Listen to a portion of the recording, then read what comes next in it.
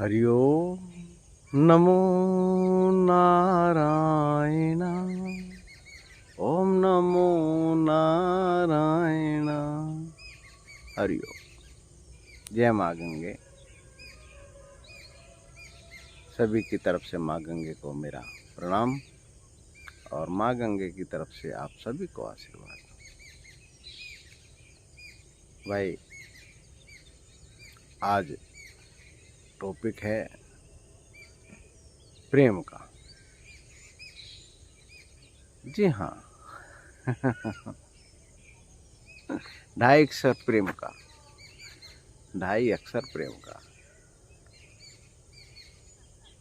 किसी कई कई शब्दों से कई कई तरीके से उच्चारण किया है कवियों ने। किसी ने कहा है कि रहीमन धागा प्रेम को मत तोड़े चटकाए, टूटे पे फिर नहीं जुड़े, जुड़े गांठ पड़ जाए।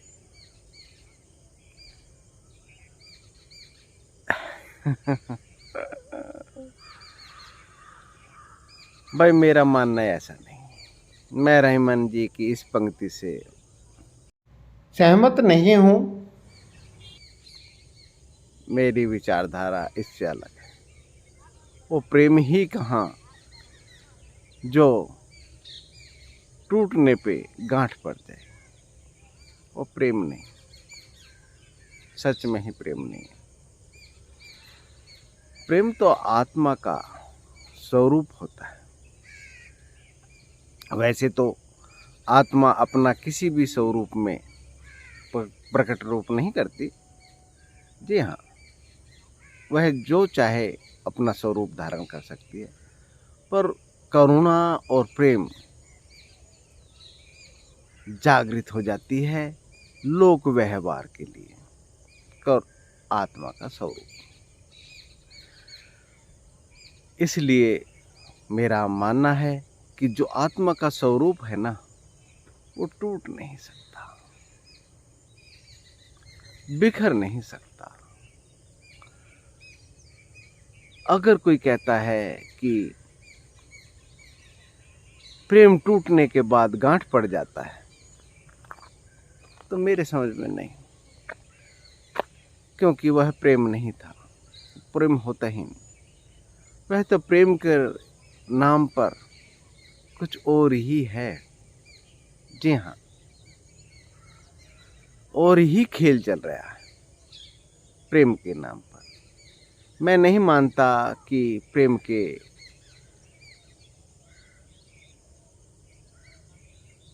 शब्द टूट सकते हैं या प्रेम का धागा टूट सकता है। जहाँ प्रेम होता है ना, वहाँ पे तो टूटना खत्म ही हो जाता है। साइंस के जितने भी गैजेट हैं, साइंस का जो प्रकट रूप है, वह तोड़ा जा सकता है, टूट जाता है, परंतु प्रेम नहीं टूटता नहीं है। हमारे मनोमस्तिष्क में कोई विकार पैदा होता है, उसको हम प्रेम का रूप बता देते हैं। कुछ मांग होती है, कुछ डिमांड होती है, तो उसका हम प्रेम का रूप बता देते हैं, परंतु प्रेम असल में वो होता नहीं। वो प्रेम इसलिए नहीं होता कि जब भी उसकी इच्छाएं, जो भौतिक इच्छाएं लेकर प्रेम करता है और वो पूरी हो जाती हैं, तो वो टूटना भी शुरू हो जाता है। प्रेम के नाम पर कुछ और ही गेम और ही कला दिखाई जा रही होती है। वो कला असल में बुद्धि की रचना है। जी हाँ, वो बुद्धि की तीक्ष्ण रचना, उसका संस्कार, जिस तरीके से उसका परिवेश ने उसको जीव आत्मा को बड़ा किया है और वो बुद्धि में इकट्ठी हो गई है, और वह व्यक्ति, वह जीव आत्मा कहता है कि मैं फलाने से प्रेम करता हूँ, मैं फलाने से प्रेम करती हूँ, तो वो प्रेम नहीं है। वो तो उसकी बुद्धि की रचना है।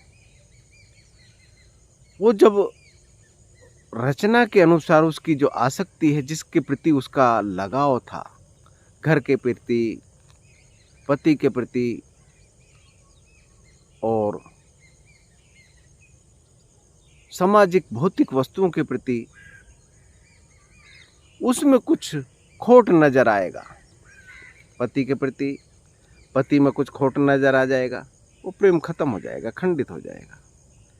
घर में कुछ खोट नजर आ जाएगा, वो खत्म हो जाएगा। समाज में उसके परिवेश में कुछ खोट नजर आ जाएगा, वो खत्म हो जाएगा। इसलिए आज सबसे ज्यादा प्रेम विवाह असफल हो रहे हैं। उनका असफल होना लाजमी है, क्योंकि उनकी आसक्ति जो है बुद्धि के द्वारा तीव्र की गई थी, पैदा की गई थी। उनकी जो लगाव था वो बुद्धि के द्वारा पैदा किया गया था, और बुद्धि जब पाती है कि इसके पास वो नहीं है तो प्रेम खत्म हो जाता है। जी हाँ, वो महिला आई थी और उन्होंने बताया कि मैं किसी से प्रेम करती हूँ।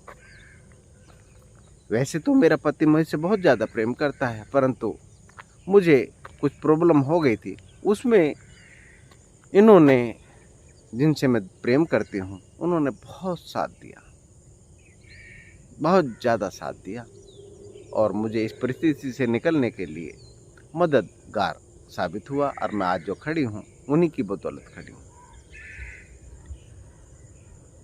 उनका कहना किसी हद तक सही भी था कि मैं उनकी बदौलत खड़ी हूँ, परंतु उन्होंने यह भी सोचना चाहिए कि जो महाशक्ति है, जो ईश्वर की बड़ी परम शक्ति है, वह अपनी सृष्टि का निर्माण करती है। अगर मैं कहूँ कि मेरी माँ के स्तन में दूध मेरे पिता की वजह से आया था या समाज की वजह से आया था, तो ये हमारी बहुत बड़ी बेवकूफ़ी होगी। वो समाज और पिता की भी जो व्यवस्था करता है, मैं समझता हूँ उनकी वजह से आया था। वो सृष्टि की रचना थी, और मुझे वह मीठा दूध पान करने में जो आनंद आया वह कभी भी नहीं आएगा, क्योंकि वह ईश्वर का दिया हुआ था। तो मैं अपनी बिटिया से, उस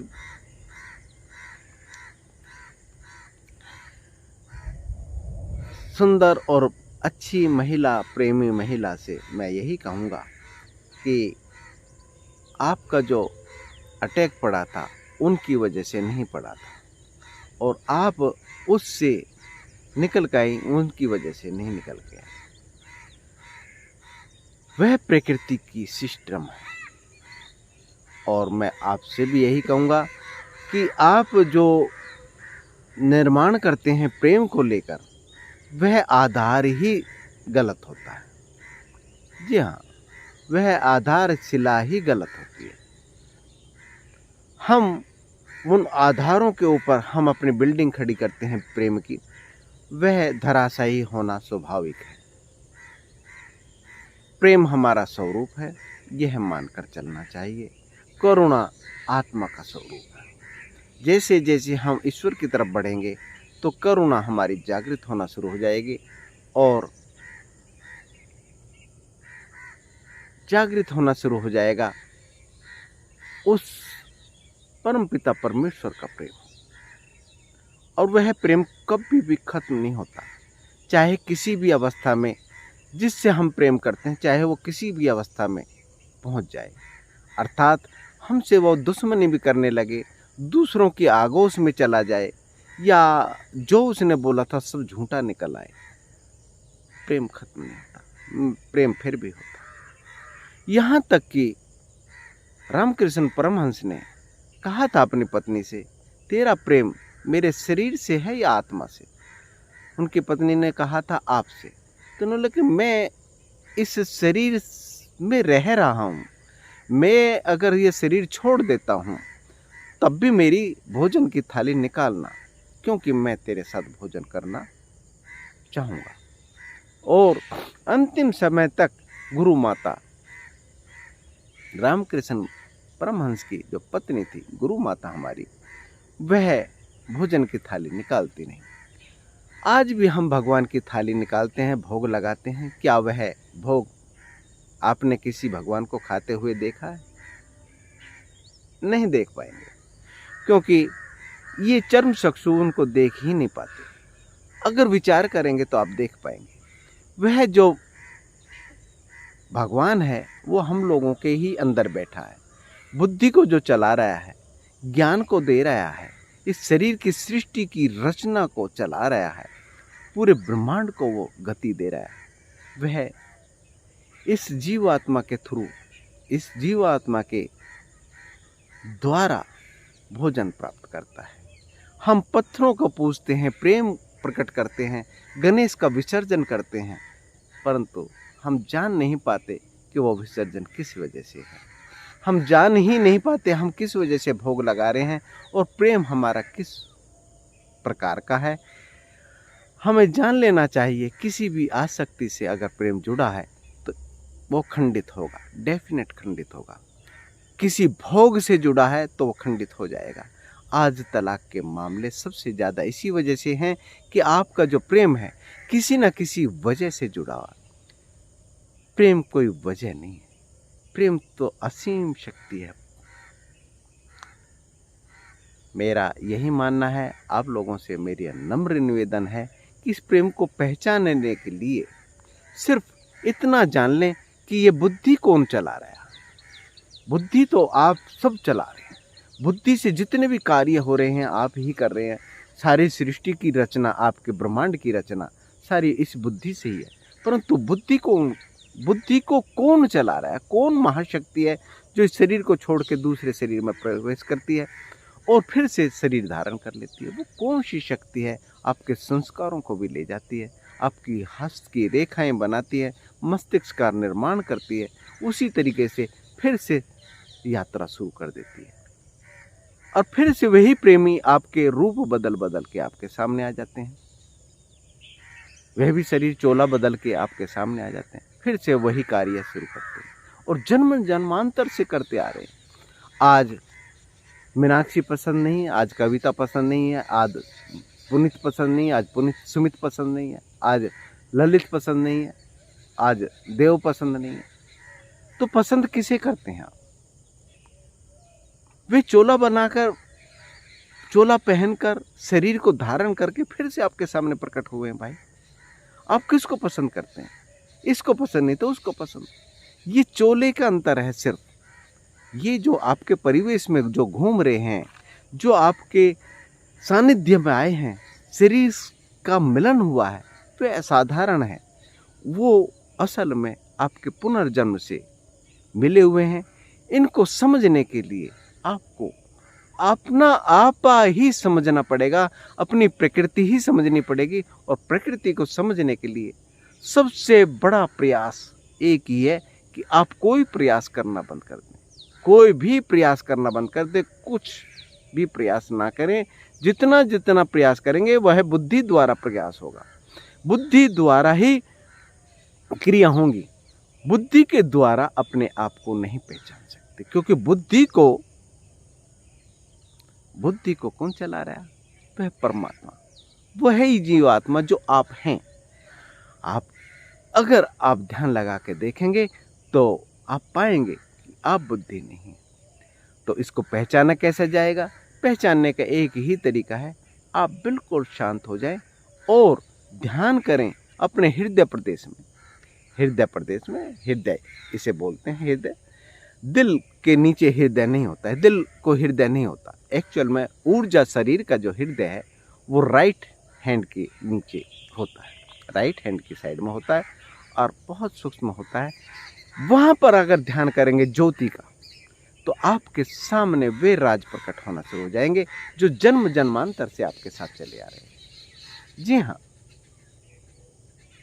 उन राज को प्रकट करने के लिए आप बाहर की ज्योति जो आप अपने मंदिरों में, देवालयों में, शिवालयों में जलाते हैं, उनको अंदर देखना शुरू कर दें। वह ज्योति आपकी जलाई हुई है, यह ज्योति ईश्वर की जलाई हुई है। उसको पहचानना शुरू कर दें, आपके सामने सारे राज प्रकट हो जाएंगे। आप क्या हैं? आप प्रेम जो कर रहे हैं वो आपका अपना नेचर है, स्वभाव है। करुणा आत्मा का स्वभाव है। आज के लिए इतना ही। मैं मूल शंकर आपका अपना। हरिओम। भाई कुछ भी पूछना कमेंट सेक्शन में जाके पूछ सकते हैं, वॉइस मैसेज भी कर सकते हैं, और कुछ बताना चाहते हैं तो भी आप बता सकते हैं। हरिओम। मैं मूल शंकर आपका अपना।